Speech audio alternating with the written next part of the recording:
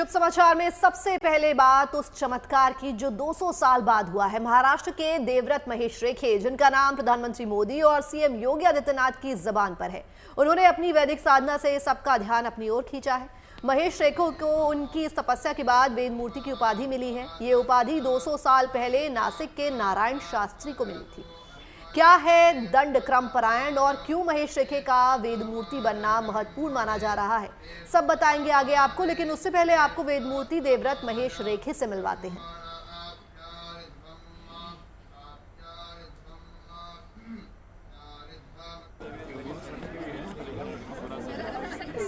हमारा अध्ययन का काल होता है 12 साल का, और उसमें ये विशिष्ट अध्ययन है दंड क्रम का। तो उसके लिए कम से कम 5 साल चाहिए अध्ययन करने के लिए। तो गुरु कृपा से हमें वो 1.5 साल में प्राप्त हुआ है। तो 15 घंटे 18 घंटे जब हमें समय मिलता था तब हम अध्ययन करते थे, पढ़ाई करते थे, तब जाके ये साध्य हुआ है। हम जब 18 या फिर 17 साल की उम्र से हमने पढ़ना शुरू किया था। हमारा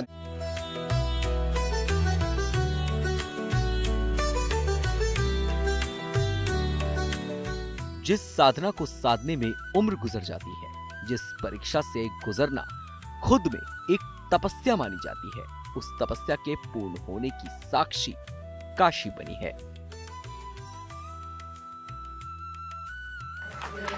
शुक्ल यजुर्वेद की माध्यान्ह शाखा के लगभग 2000 मंत्रों को एक विशेष शैली में सीधा और उल्टा दोनों तरह से कंठस्थ सुनाकर देवव्रत महेश रेखे ने उस तपस्या को पूर्ण किया है, जिसे दंड कर्म परायणम की सर्वोच्च विधि माना गया है।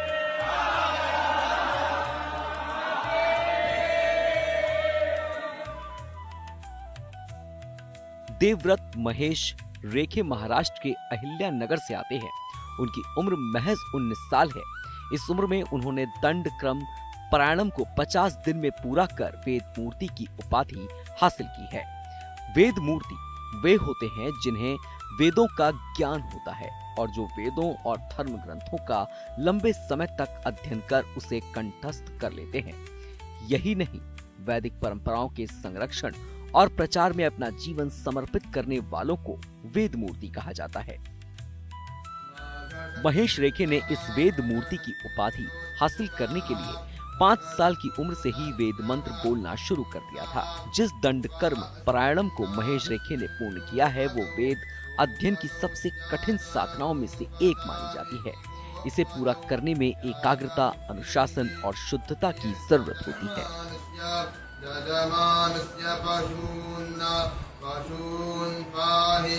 पाहि पशून् यजमानस्य बुद्धिः स्यात् गोपतामस्मिन् ध्रुवा अघशग्ंसो मेषतस्तेनो भूमार्क्ष्मा अनमीवाः प्रजापतिर्भागमिन्द्रायाज्ञा। देवव्रत महेश रेखे की उपलब्धि की ख्याति पीएम मोदी तक भी पहुंची है। देवव्रत महेश रेखे की तारीफ करते हुए एक्स पर लिखा है कि 19 वर्ष के देवव्रत महेश रेखे जी ने जो उपलब्धि हासिल की है, वो जानकर मन प्रफुल्लित हो गया है। उनकी ये सफलता हमारी आने वाली पीढ़ियों की प्रेरणा बनने वाली है। पीएम ने आगे लिखा है कि काशी से सांसद के रूप में मुझे इस बात का गर्व है कि उनकी ये अद्भुत साधना इसी पवित्र धरती पर संपन्न हुई। देवव्रत की ये साधना काशी की उस सनातन परंपरा को एक बार फिर जीवंत करती है, जहाँ ज्ञान, वेद और आध्यात्मिकता का संगम सदियों से होता आया है। काशी से उठी ये वैदिक साधना की गूंज न सिर्फ एक युवा की सफलता की कहानी है, बल्कि भारतीय संस्कृति की उस जड़ों से जुड़ी प्रेरणा का संदेश भी है, जो आज की नई पीढ़ी तक पहुँच रहा है। Bureau report, good news today. आपके इस कार्य को आने वाली पीढ़ियों द्वारा याद किया जाएगा। तो चलिए अब आपको विस्तार से बताते हैं कि वेद मूर्ति महेश रेखे की उपलब्धि के आखिर मायने क्या हैं। आखिरी बार 200 साल पहले नासिक के नारायण शास्त्री ने ऐसा किया, तब वे वेद मूर्ति कहलाए।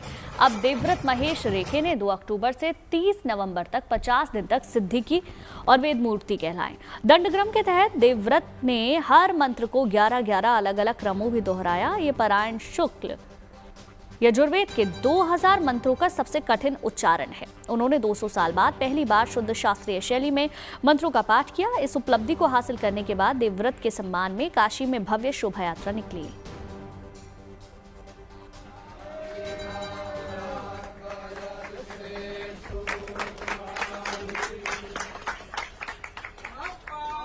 सीएम योगी आदित्यनाथ ने 19 साल के महेश रेखे की तारीफ की और सोशल मीडिया पर पोस्ट भी किया, जिसमें लिखा है, महाराष्ट्र के 19 साल के युवा वैदिक साधक श्री देवव्रत महेश रेखे जी ने अद्वितीय साधना और अद्भुत स्मरण शक्ति से 2000 वैदिक मंत्रों को कंठस्थ करते हुए जो अभूतपूर्व उपलब्धि अर्जित की है, वह पूरे आध्यात्मिक जगत के लिए प्रेरणा का नवदीप है। शुक्ल यजुर्वेद की माध्यन्दिन शाखा के दंडक्रम पारायणम को 50 दिनों तक अखंड शुद्ध और पूर्ण अनुशासन के साथ संपन्न करना हमारी प्राचीन गुरु परंपरा के गौरव का पुनर्जागरण है। मेरे लिए विशेष गर्व का विशेष है कि ये वैदिक अनुष्ठान पवित्र काशी की ही दिव्य धरा पर संपन्न हुआ। उनके परिवार, आचार्यों, संत, मनीषियों और उन सभी संस्थानों का हृदय से अभिनंदन, जिनके सहयोग से ये तपस्या सिद्ध हो पाई। देवव्रत जी, आपकी उपलब्धि आने वाली पीढ़ियों के लिए प्रेरणा का प्रकाश स्तंभ बने, ऐसी मंगल कामना के साथ हार्दिक बधाई।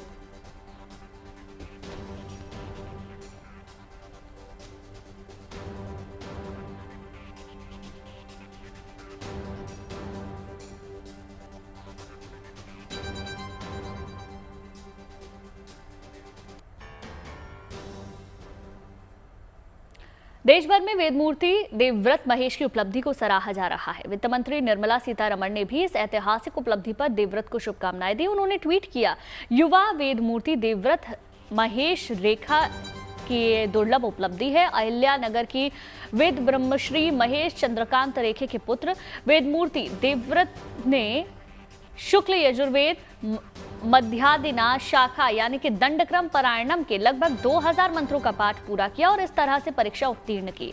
पारायण 50 दिनों से भी ज्यादा समय तक बिना किसी रुकावट के चला। निर्मला सीतारमण आगे कहती हैं कि दंडक्रम, जिससे इससे जटिल स्वर पैटर्न और जटिल क्रम परिवर्तन के कारण वैदिक पाठ का शिखर माना जाता है। ज्ञात इतिहास में केवल 3 बार ही किया गया है, जिसमें देवव्रत का पाठ दोष रहित और सबसे कम समय में पूरा हुआ। समर्पण, अनुशासन, एकाग्रता और उच्च कोटि की कठोरता। पूरे परिवार को मेरा नमस्कार।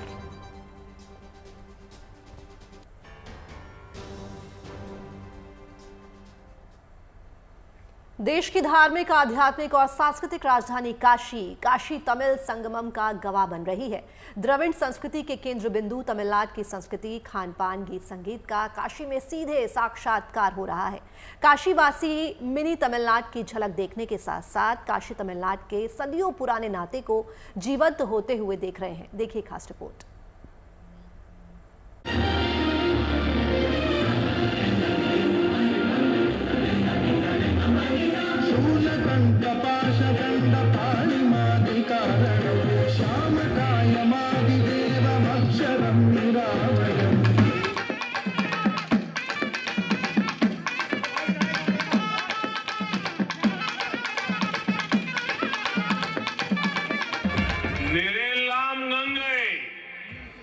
नीलमेलाम काशी, इसका अर्थ है हर जल गंगा जल है।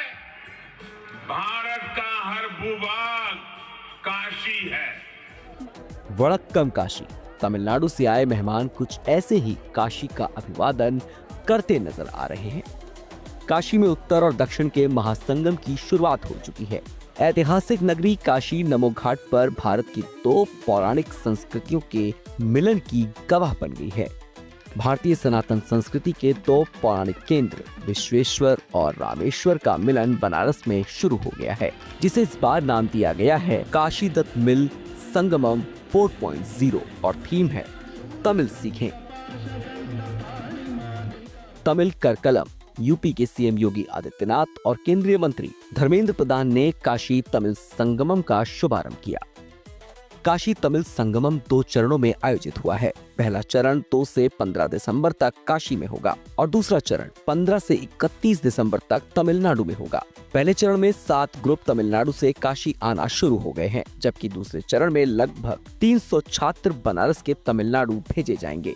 बतौर हिस्सा 50 शिक्षक तमिलनाडु से काशी आएंगे, जो यहाँ स्कूलों में तमिल भाषा एवं संस्कृति का परिचय देंगे और छात्रों को तमिल सिखाने की जिम्मेदारी निभाएंगे।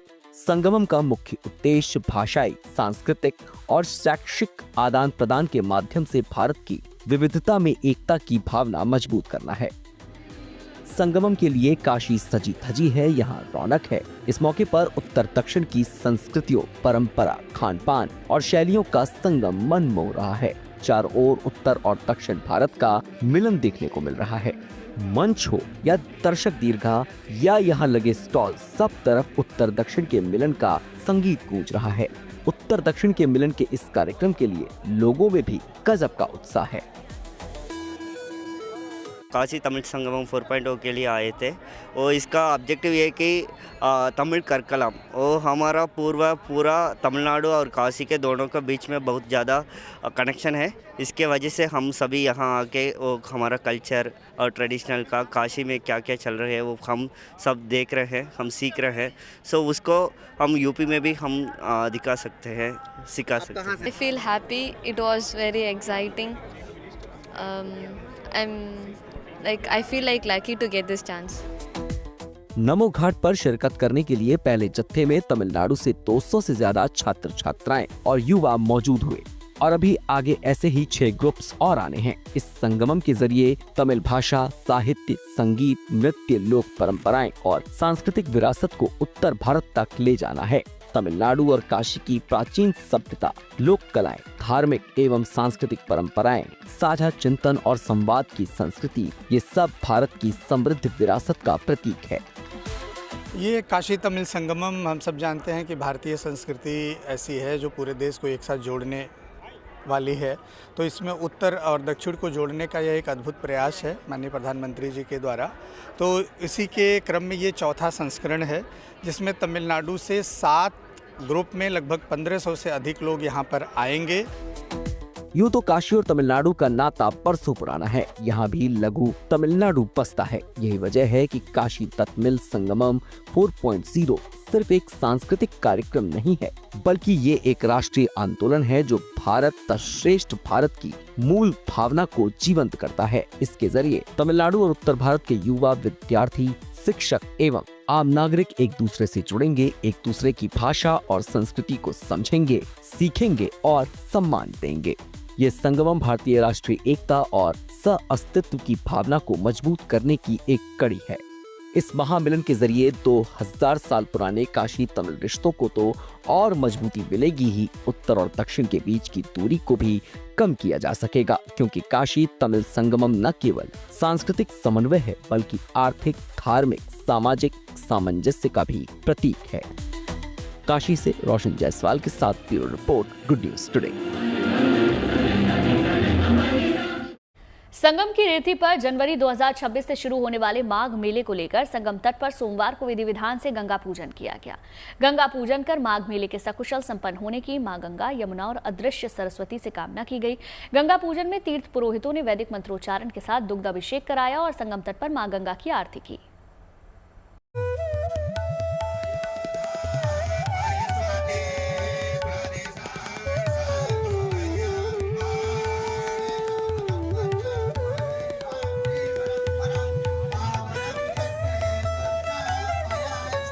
संगम की धारा पर गंगा पूजन की ये तस्वीरें उस परंपरा की है जो हर साल माघ मेले के शुरू होने से पहले निभाई जाती है। गंगा पूजन के बाद माघ मेले की तैयारियां तेज हो जाती हैं।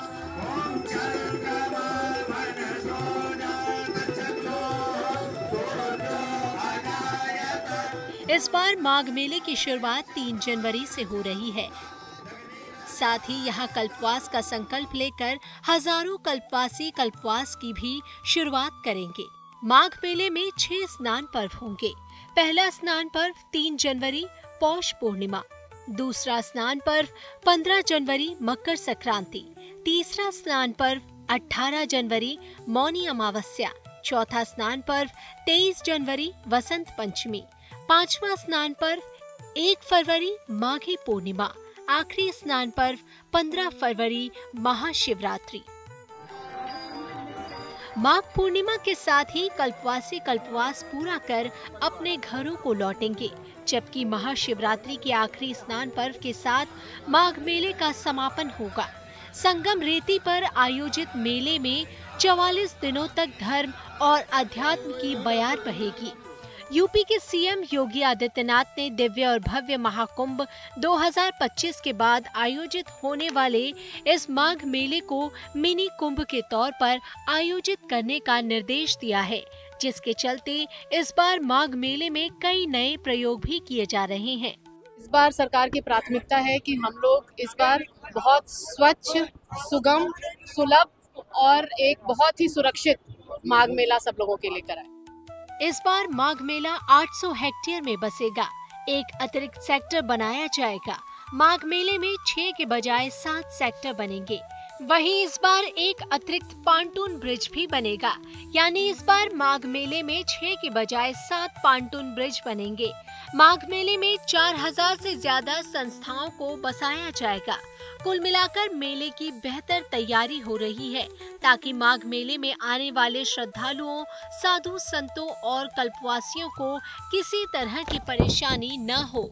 हम सब लोग लगातार प्रयास कर रहे हैं कि जो मेला की बुनियादी सुविधाएं हो बेहतर, और कनेक्टिविटी के साथ साथ जो धार्मिक मान्यता है, यज्ञ है, पूजा है, अनुष्ठान है, तमाम शास्त्रों का प्रवचन है, वो सब विधिवत माँ गंगा यमुना सरस्वती उसे पूर्ण करें। इसी कामना को लेकर के आज यहाँ पर माँ गंगा यमुना सरस्वती का पूजन किया।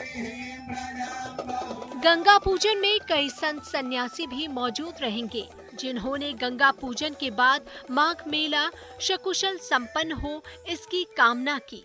त्रिवेणी माधवम सोमम भरद्वाजम च वासुकी मंदे अक्षयवटम शेषम प्रयागम तीर्थनायकम। जय त्रिवेणी जय प्रयाग। सबसे पहले तो सभी को आने वाले कल्पवास और माघ माह की बहुत सारी शुभकामनाएं, अग्रिम शुभकामनाएं।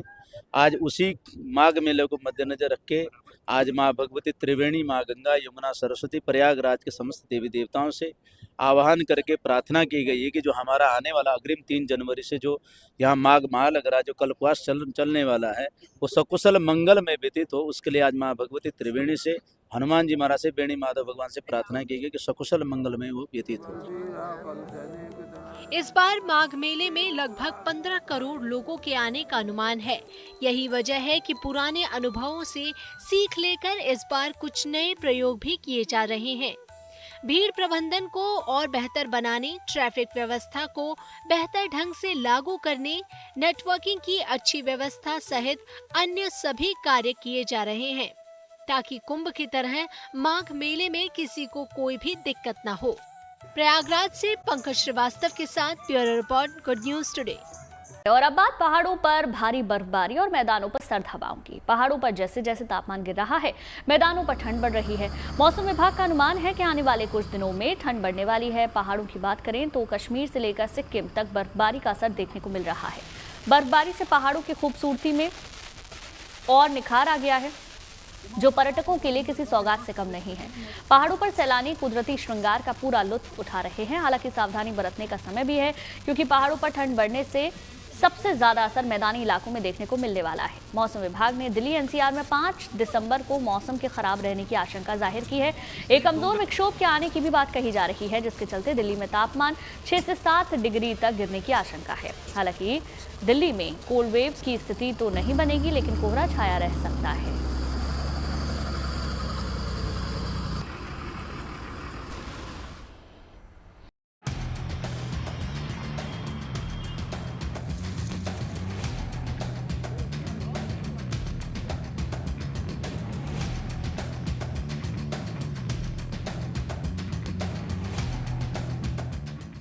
दिसंबर की दस्तक के साथ पहाड़ों ने बर्फबारी भी देख ली। मैदान के कुछ इलाकों में जम चुकी ओस की दरारें भी हो गई और कई शहरों ने शीतलहर का एहसास भी कर लिया। अब सवाल है, दिसंबर में आगे मौसम का मिजाज कैसा रहने वाला है। हाल फिलहाल बात करें तो उत्तर भारत की सुबह ठंडी है। दोपहर में पारा थोड़ा चढ़ता है। और रात में फिर से सर्दी का एहसास होने लगता है। लेकिन अब खबर है कि सर्दी फुल रफ्तार पकड़ने वाली है। अगर हम देखें कि जैसे कि तापमान जो है कल के दिन दिल्ली में, अगर दिल्ली एनसीआर में बात करें तो करीब करीब 5 डिग्री 6 डिग्री के आसपास पहुंच गया था न्यूनतम तापमान सुबह के समय के जो तापमान होते हैं।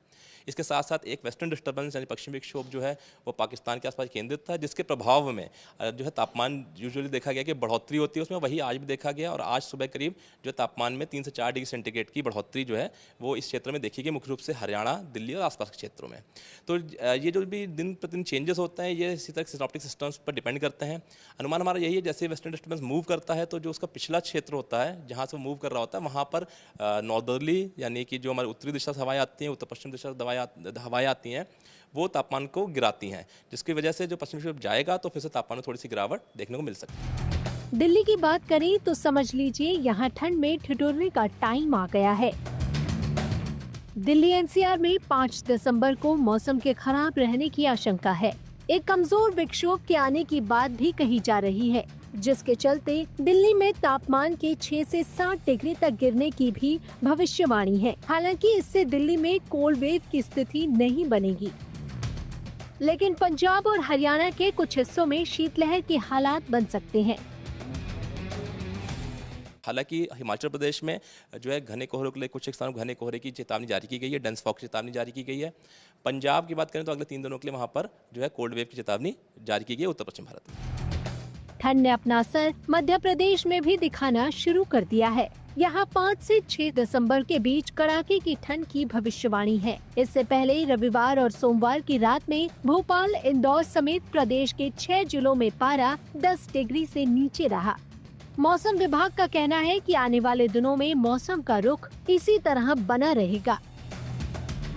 इंदौर में वर्तमान का मौसम दोबारा से ठंड में जो है न्यूनतम तापमान कम हुआ है, ठंड ने दोबारा से दस्तक दी है और तापमान जो 15-16 डिग्री तक पहुंच गया था इंदौर शहर का, जो नवंबर के माह में 16 नवंबर और 17 नवंबर के आसपास तापमान 6 डिग्री के आसपास था इंदौर शहर का, वो बढ़ करके फिर कुछ दिनों के बाद से जो है तापमान 16 डिग्री पहुंच गया था। दोबारा से अब जो है 2-4 दिनों से तापमान जो है 8, साढ़े 8 डिग्री, 9 डिग्री के आसपास रह रहा है।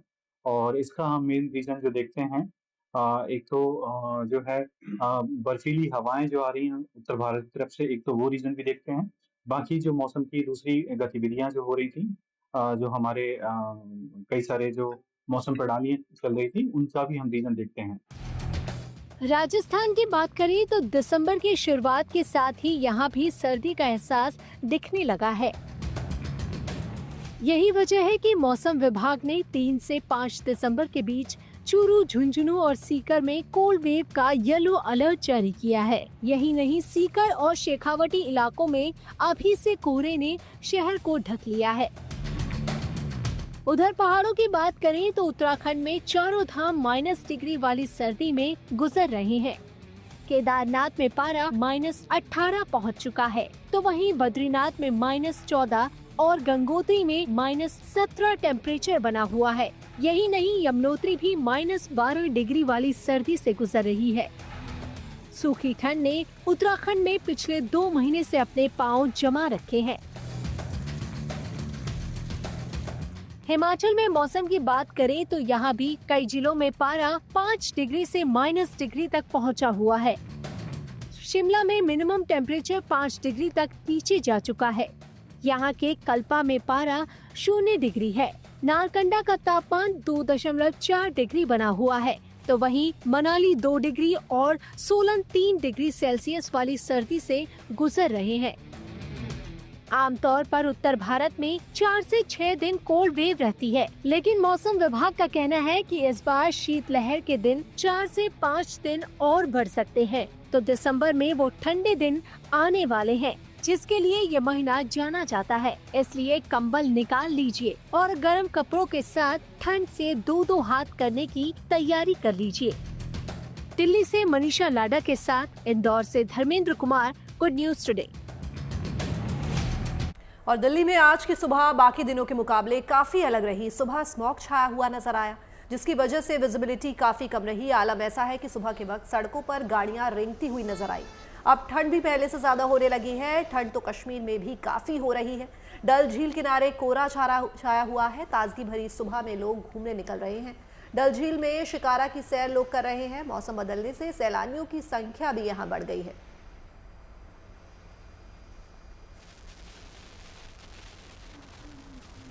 ओडिशा में पुरी के समुद्र तट पर इंटरनेशनल सैंड आर्ट फेस्टिवल की धूम मची है। दुनिया भर के 140 से ज्यादा सैंड आर्टिस्ट अपनी कला का जादू दिखा रहे हैं। खूबसूरत कलाकृति से सजा चंद्रभागा बीच सैंड आर्टिस्ट के लिए महामंच बन गया है। 5 दिसंबर तक चलने वाले इस महोत्सव में आस्था, सांस्कृतिक विरासत और जागरूकता संदेशों पर बनी शानदार कलाकृतियां देखने को मिलने वाली हैं।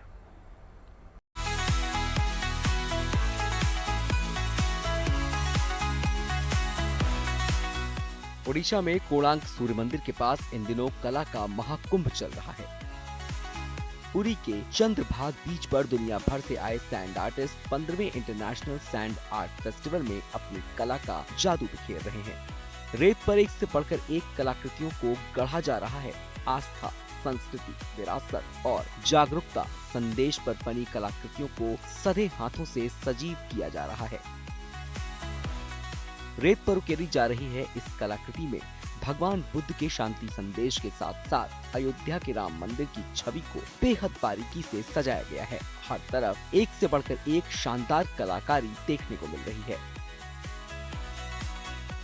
एक ओर जहां राम मंदिर की कलाकृति बनाई गई है, वहीं दूसरी ओर पुरी के विश्व प्रसिद्ध जगन्नाथ मंदिर और कोणार्क सूर्य मंदिर को भी बनाया गया है।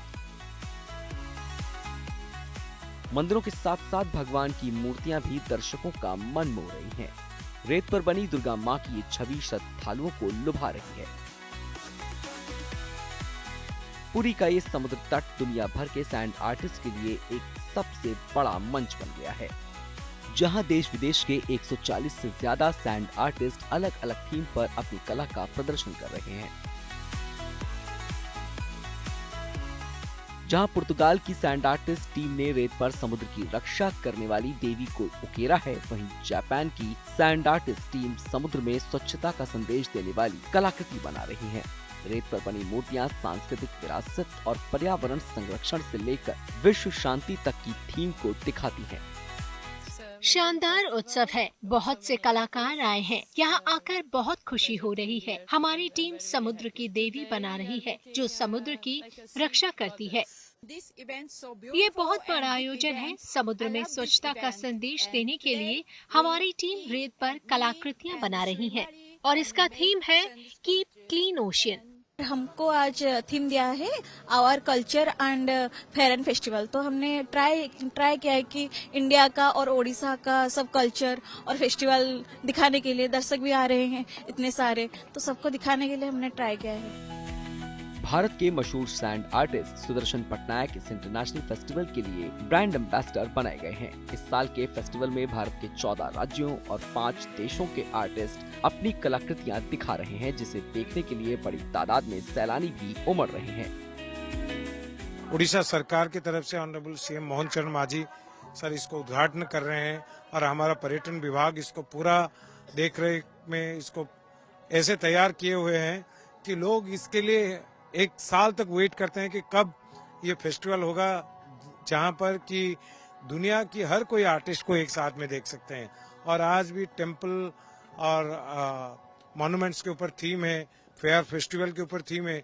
तो जो आर्टिस्ट हैं वो अपनी अपनी कला के माध्यम से हमारा संस्कृति, हमारा परंपरा को दिखा रहे हैं। जब यहाँ पे देखा तो देख के सच में काफी अच्छा लग रहा है कि ये काफी दिनों से सैंड आर्ट फेस्टिवल हमने देखा भी है, इसके पिक्चर्स देखे हैं लाइव बनाते हुए और किस तरह से बनता है सैंड पे आर्ट और किस तरह से लोग मोल्ड करते हैं, डिटेलिंग देते हैं, पिक्चर बनाते हैं, सब कुछ बहुत अच्छा, मतलब बारीक हर बारीक डिटेल से लोग अच्छी तरह से कर रहे हैं, तो देख के बहुत अच्छा लग रहा है। ओडिशा टूरिज्म डेवलपमेंट कॉर्पोरेशन इसे कोणार्क के हेरिटेज फेस्टिवल के साथ मिलकर ऑर्गेनाइज कर रहा है। पुरी के तट पर ये महोत्सव 5 दिसंबर तक चलेगा, जिसमें पर्यटकों को एक से बढ़कर एक शानदार कलाकृतियां देखने को मिलेंगी। Bureau report, good news today. और अब बात क्रिकेट की। भारत और साउथ अफ्रीका के बीच आज रायपुर में दूसरा वनडे खेला जाएगा।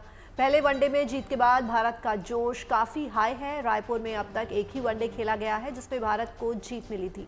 3 वनडे मैचों की सीरीज में भारत 1-0 से आगे है, लिहाजा आज दक्षिण अफ्रीका वापसी के लिए पूरा जोर लगाएगी। कैप्टन टेम्बा बावुमा आज टीम में वापसी करेंगे, साथ ही स्पिनर केशव महाराज की भी प्लेइंग 11 में वापसी हो सकती है। आंकड़ों की अगर बात करें तो भारत और दक्षिण अफ्रीका के बीच कुल 59 वनडे खेले गए हैं, जिनमें भारत ने 28 और दक्षिण अफ्रीका ने 30 मैच जीते हैं। विराट कोहली के फैंस के लिए एक अच्छी खबर है कि विराट विजय हजारे ट्रॉफी में भी एक्शन दिखाने वाले हैं। विराट आखिरी बार 2010 में इस टूर्नामेंट का हिस्सा थे। खुद विराट कोहली ने डीडीसीए के अध्यक्ष रोहन जेटली को फोन कर दिल्ली की ओर से खेलने की जानकारी दी। दिल्ली का पहला मैच 24 दिसंबर को बेंगलुरु या अलूर में आंध्र प्रदेश से होगा।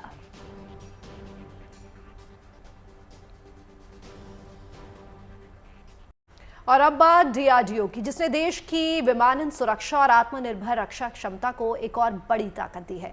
तेजस के पायलट के लिए विकसित की गई इमरजेंसी इजेक्शन सीट का चंडीगढ़ में सफल परीक्षण किया गया। ये परीक्षण पूरी तरह से सफल रहा और इससे ये साबित हुआ कि किसी भी आपात स्थिति में पायलट सिर्फ कुछ ही सेकंड में सुरक्षित तरीके से विमान से बाहर निकल सकता है।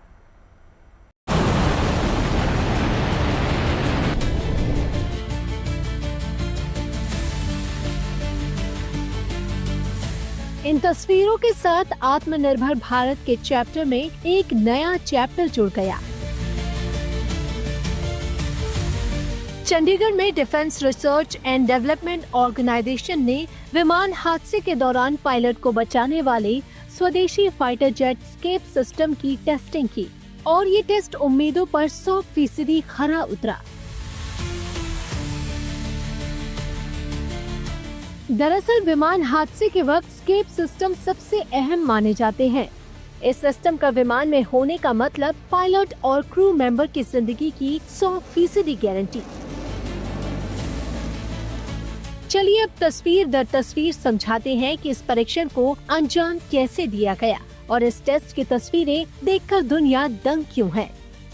दरअसल ये परीक्षण चंडीगढ़ के टर्मिनल बैलिस्टिक रिसर्च लेबोरेटरी में हुआ।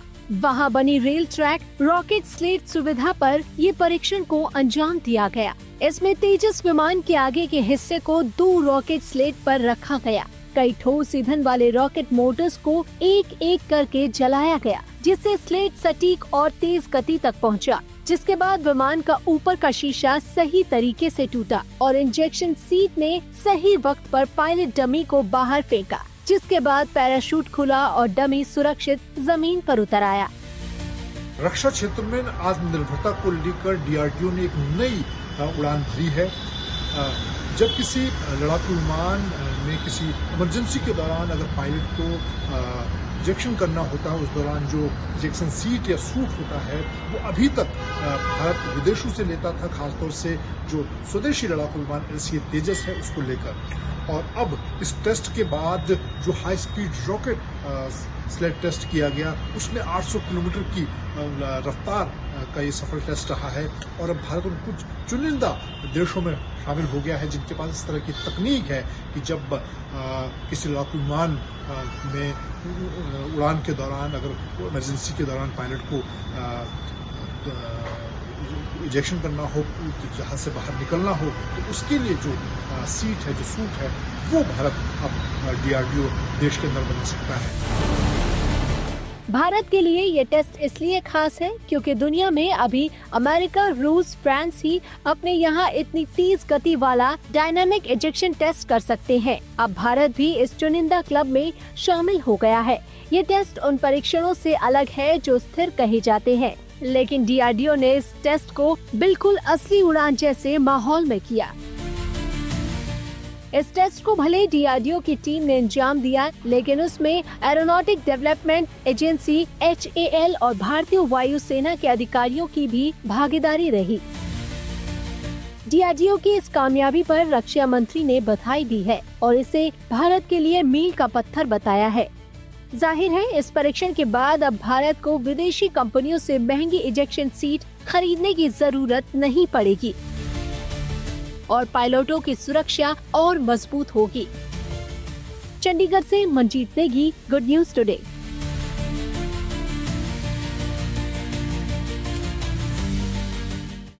पूर्णिया के धमदाहा के कुवारी गांव के चंद्ररही पुल के पास एक डॉक्टर ने मानवता की मिसाल पेश की है। दमदाहा बी कोठी मार्ग के खतरनाक मोड़ पर एक बाइक सवार दंपत्ति अपने 3 साल के बच्चे के साथ अचानक सड़क हादसे का शिकार हो गया। गिरने से आई गंभीर चोट और मौके पर अफरा तफरी हो गई। इसी दौरान दरभंगा के एडिशनल PHC में कार्यरत डॉक्टर नीरज सिंह वहां से गुजर रहे थे। हादसा देखते ही उन्होंने गाड़ी को रोका, भीड़ को हटाते हुए बच्चे का प्राथमिक उपचार शुरू कर दिया। कुछ ही देर में बच्चे की स्थिति सुधर गई, जिसके बाद डॉक्टर ने दंपत्ति का भी इलाज किया और दरभंगा के लिए निकल गए। दरअसल डॉक्टर नीरज छुट्टी में घर आए थे, लेकिन उन्होंने अपनी जिम्मेदारी और कर्तव्य को एक मिसाल के रूप में पेश किया।